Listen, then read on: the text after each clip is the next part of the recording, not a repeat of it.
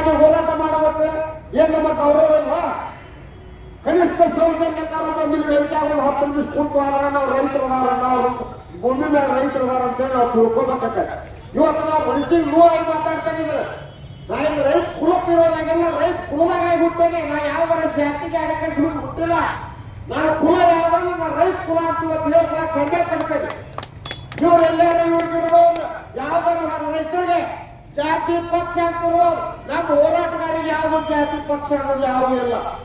ಇವತ್ತು ನಿಮಗೆ ಏನಾರ ನಿಮಗ ಅರವಿಂದ್ ಜನ್ಮಕ್ಕೆ ನೀವು ಹುಟ್ಟಿದ ರೈತರಲ್ಲವ್ರ ನಾಳೆ ತನಕ ಹೋರಾಟದ ಪೂರ್ವ ಪಾಲ್ಗೊಳ್ರಿ. ಅದನ್ನ ಬಿಟ್ಟು ನೀವು ಎಲ್ಲಾರು ಕುಂದ್ರಿ ಅಮ್ಲೆಯವ್ರ ಹೋರಾಟ ಮಾಡ್ರಿ, ಗಡಿಯೂರ್ ಮನೆಯವ್ರ ಹೋರಾಟ ಮಾಡ್ರಿ ಅಂತ ಹೇಳಿ ಕಟ್ಟಿ ಮ್ಯಾಗ ಕುಂತ ಹೇಳೋದಲ್ಲ.